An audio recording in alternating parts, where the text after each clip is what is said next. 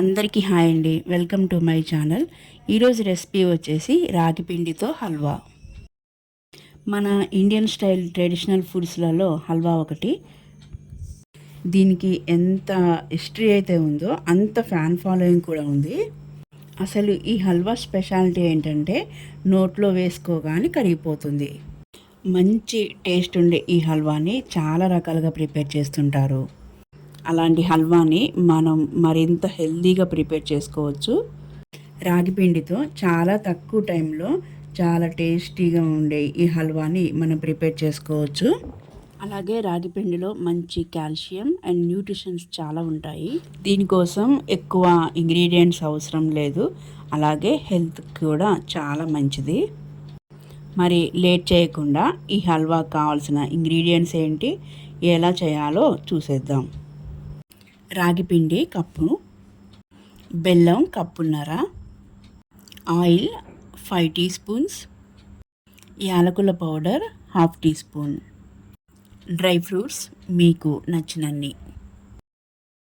ముందుగా ఒక బౌల్ తీసుకొని కప్పు రాగి పిండి వేసి 2 కప్పుల వాటర్ పోసి ఉండలు లేకుండా చక్కగా కలిపి మూత పెట్టి పక్కన పెట్టేయాలి. ఈ విధంగా ఒక 40 మినిట్స్ అయినా పెట్టాలి. ఇంకా ఎక్కువ టైం ఉంచినా కానీ చాలా బాగుంటుంది. నెక్స్ట్ మూత తీసి ఒకసారి ఉండలు లేకుండా మళ్ళీ కలుపుకోవాలి. ఆ తర్వాత ఈ రాగి పిండిని ఫిల్టర్ చేసుకోవాలి. ఇలా ఫిల్టర్ చేసుకుంటే పిండి పైనే ఉండి లిక్విడ్ అంతా గిన్నెలోకి వచ్చేసిద్ది. ఇక్కడ ఫిల్టర్ చేయడానికి ఎటువంటి క్లాత్ యూస్ చేయొద్దు. ఫిల్టర్ జల్లెడతో మాత్రమే ఫిల్టర్ చేసుకోవాలి. ఎందుకంటే కొంచెం పిండి కూడా ఆ వాటర్లోకి వచ్చేసిద్ది. అలా రాకపోతే హల్వా అనేది మనకి గట్టిపడదు. ఇప్పుడు స్టవ్ మీద బాండి పెట్టి రాగి పిండి తీసుకున్న కప్పుతో కప్పున్నర బెల్లం వేయాలి.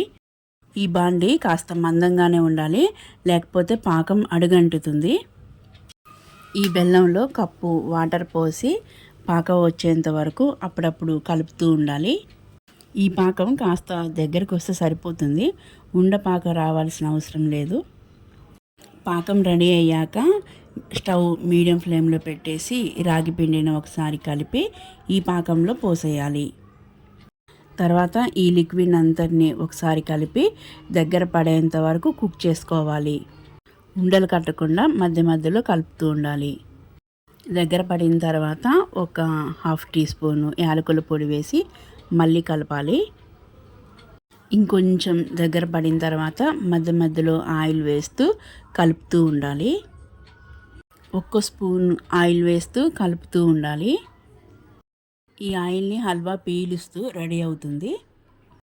ఆయిల్ వచ్చేసి మనకి ఎలాంటి స్మెల్ లేని సన్ఫ్లవర్ ఆయిల్ లాంటివి వాడాలి. స్మెల్ వచ్చే పల్లి నూనె లాంటివి అస్సలు వాడకూడదు. ఇది హల్వా మీద ఎఫెక్ట్ పడిద్ది. కొందరు ఆయిల్ బదులు మొత్తం నెయ్యి వాడతారు. దీనివల్ల హల్వా చల్లబడిన తర్వాత నెయ్యి పేరుకుపోతుంది.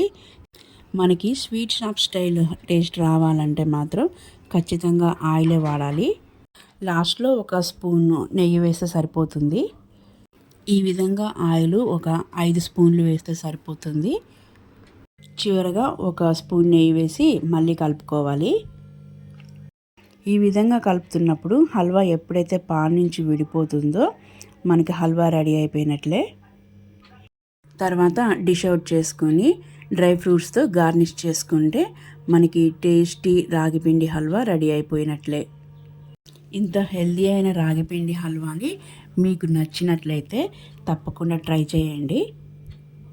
ఓకే అండి, ఈ రెసిపీ మీకు నచ్చినట్లయితే please like, share and subscribe చేసుకోండి. ఇంకో వీడియోతో మళ్ళీ కలుద్దాం. Thank you.